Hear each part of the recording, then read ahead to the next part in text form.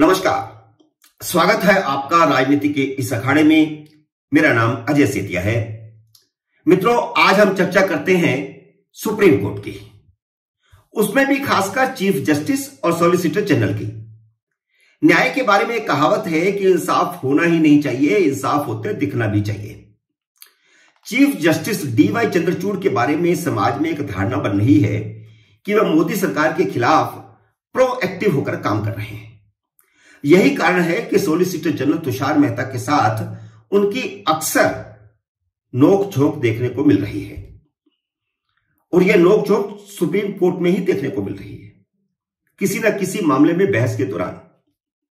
हाल ही में ऐसे 3-4 मौके आए हैं जब तुषार मेहता ने चीफ जस्टिस से कहा कि वह अपने अधिकार क्षेत्र से बाहर जाकर के काम कर रहे हैं। असल में चीफ जस्टिस जिस तरह विधायिका के अधिकारों पर अतिक्रमण कर रहे हैं, उससे एक धारणा यह भी बन रही है कि वे मोदी सरकार के समानांतर सरकार चलाने की कोशिश कर रहे हैं। प्रशासनिक मामलों में सुप्रीम कोर्ट अक्सर दखल देने लगी है। ठीक 1 महीना पहले मैंने एक वीडियो बनाया था जिसका शीर्षक था कि मोदी के वकील ने जज को धो डाला। वह वीडियो चीफ जस्टिस के बारे में नहीं था, बल्कि जस्टिस जोसेफ पर था। वह महाराष्ट्र में हुई एक हेट स्पीच के मामले में सुनवाई कर रहे थे, जिसका फैसला भी आ चुका है। इसी सुनवाई के दौरान उन्होंने कह दिया था कि केंद्र सरकार नपुंसक है। मामला महाराष्ट्र का था और जस्टिस जोसेफ केंद्र सरकार को नपुंसक कह रहे थे, और यह मामला था भी उद्धव ठाकरे के समय का, जो सरकार अब बदल चुकी है। इस पर तुषार मेहता ने उन्हें धो डाला था, क्योंकि केंद्र सरकार का नाम लेकर जस्टिस जोसेफ प्रधानमंत्री नरेंद्र मोदी पर हमला करना चाहते थे, जो सरकार का वकील कैसे बर्दाश्त कर सकता है। यह एक जज का हाल नहीं है। कई जजों की आदत बन गई है कि वे बिना संदर्भ में राजनीतिक टिप्पणियां कर रहे हैं। डीवाई चंद्रचूड़ के चीफ जस्टिस बनने के बाद यह प्रवृत्ति बहुत बढ़ी है। सिर्फ सुप्रीम कोर्ट नहीं, बल्कि हाई कोर्टों में भी यह प्रवृत्ति बढ़ गई है। सुप्रीम कोर्ट समानांतर सरकार की तरह व्यवहार कर रही है, तो मोदी सरकार का वकील तुषार मेहता भी कोर्ट में विपक्ष के नेता की तरह व्यवहार करने लगे हैं। वे भी विपक्ष के नेता की तरह जवाब देने लगे हैं। और स्वाभाविक है, जब सुप्रीम कोर्ट समानांतर सरकार की तरह व्यवहार करेगी, तो सरकार का वकील भी विपक्ष के नेता की तरह व्यवहार करेगा। अभी मैं 2 मामले आपके सामने रखता हूं। सुप्रीम कोर्ट में सेम सेक्स मैरिज पर सुनवाई हो रही है, जिसमें चीफ जस्टिस लगातार सेम सेक्स मैरिज का पक्ष लेते दिखाई दे रहे थे। ऐसा लगने लगा था कि उनके पक्ष में फैसला देने वाले हैं, जबकि सरकार सेम सेक्स मैरिज के खिलाफ अपना पक्ष रख चुकी है, और बड़ी मजबूती से रख चुकी है। हालांकि सुनवाई 5 जजों की पीठ कर रही है, लेकिन चीफ जस्टिस सब पर हावी होने की कोशिश कर रहे थे। यह उनकी आदत में शुमार है, और संकेत भी साफ दे रहे थे। इस पर तुषार मेहता ने उन्हें 2 टूक कहा कि कानून बनाने का अधिकार संसद का है।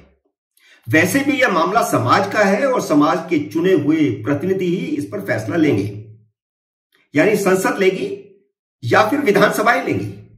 अगर अलग अलग राज्यों में अलग अलग फैसले लेने हैं तो विधानसभाएं ले सकती हैं, और देश के बारे में फैसला लेना है तो देश की संसद लेगी। सुप्रीम कोर्ट को इस पर फैसला लेने का कोई अधिकार नहीं है। तुषार मेहता ने साफ साफ ये चीफ जस्टिस को और बाकी जजों को कहा। इसके बाद चीफ जस्टिस कुछ ठंडे पड़े, और उन्होंने कहा कि संसद को इस मुद्दे पर विचार करना चाहिए। हालांकि सुनवाई अभी जारी है, लेकिन चीफ जस्टिस का प्रोएक्टिव होना कम हुआ है। इस मामले में तो कम से कम हुआ ही है। दूसरा उदाहरण देता हूं, जो साबित करता है कि चीफ जस्टिस राजनीतिक आधार पर फैसले ले रहे हैं। आपको याद होगा कि ममता सरकार के शिक्षा मंत्री रहे पार्थ चटर्जी पर टीचर भर्ती घोटाले की जांच चल रही थी। इसी जांच के दौरान ही उनकी एक करीबी अर्पिता मुखर्जी के घर पर छापा पड़ा, और इस छापे में 22 करोड़ रुपए नकद पकड़ा गया। और उसके सारे फोटो आपने टीवी चैनलों पर देखे, अखबारों में देखे कि किस प्रकार नोटों के भंडार वहां मिले थे। इस घोटाले में तृणमूल कांग्रेस के एक अन्य युवा नेता कुंतल घोष का नाम आया, उसे गिरफ्तार कर लिया गया है। ममता बनर्जी के भतीजे अभिषेक बनर्जी का नाम भी इसमें जुड़ा है। पश्चिम बंगाल की कोलकाता हाईकोर्ट के जज जस्टिस अभिजीत गंगोपाध्याय टीचर भर्ती घोटाले के मामले की सुनवाई कर रहे हैं। सुनवाई के दौरान ही 13 अप्रैल को उन्होंने ईडी और सीबीआई से कहा था कि वे टीएमसी के राष्ट्रीय महासचिव अभिषेक बनर्जी से पूछताछ कर सकते हैं। इसके बाद सीबीआई ने जैसे ही अभिषेक बनर्जी को पूछताछ का नोटिस भेजा तो वह सुप्रीम कोर्ट चले गए, जहां चीफ जस्टिस डीवाई चंद्रचूड़ ने, बल्कि उनकी बेंच में एक और जज भी था, दोनों ने मिलकर के अभिषेक बनर्जी से पूछताछ पर रोक लगा दी। क्या यह फैसला आपको हैरान नहीं करता कि जिस टीचर भर्ती घोटाले ने सारे देश को हिलाकर रख दिया था, जिसके सबूत सबके सामने आ गए थे, उसकी सीबीआई जांच में सुप्रीम कोर्ट खुद रुकावट खड़ी करे? मैंने अपने पिछले वीडियो में भी कहा था कि अदालतें ही भ्रष्ट और माफिया राजनीतिज्ञों को संरक्षण दे रही हैं, और उसके मैंने अनेक सबूत भी दिए थे। उसी कड़ी में एक और यह उदाहरण है। टीचर भर्ती घोटाले में गिरफ्तार तृणमूल कांग्रेस के युवा नेता कुंतल घोष ने ही पूछताछ में अभिषेक बनर्जी का नाम लिया था, और वह ममता बनर्जी का भतीजा है, तृणमूल कांग्रेस का महासचिव है। जांच एजेंसियों ने कुंतल का बयान हाईकोर्ट के सामने रखकर अभिषेक बनर्जी से पूछताछ की इजाजत मांगी थी, और कोर्ट ने इजाजत दी थी। इसी बीच जस्टिस गंगोपाध्याय ने एबीपी न्यूज को एक इंटरव्यू दिया, जिसमें उनसे टीचर घोटाले के बारे में एक सवाल पूछा गया, तो उन्होंने वही बताया जो सीबीआई ने कोर्ट में उन्हें बताया था।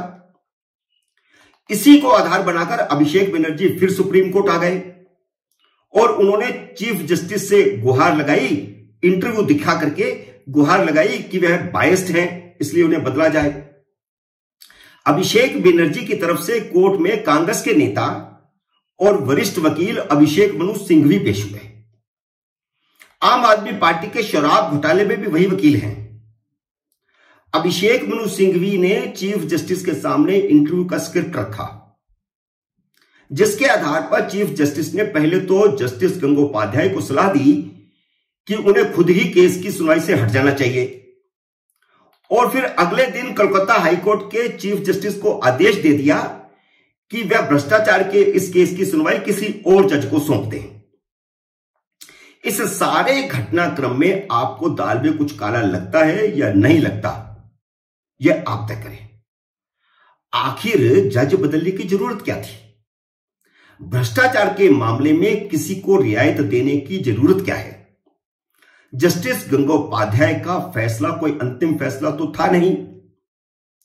अगर उनका फैसला अभिषेक बनर्जी के खिलाफ भी आता तो भी वह बड़ी बेंच में जाकर के उस फैसले को चुनौती दे सकते थे या सुप्रीम कोर्ट में ही आ सकते थे। इस पर सॉलिसिटर जनरल ने भी हैरानी प्रकट की और उन्होंने कहा कि जब भी कोई भ्रष्टाचारी पर फैसला होने लगता है, सुनवाई फैसले के करीब पहुंचने लगती है, जज बदल दिया जाता है।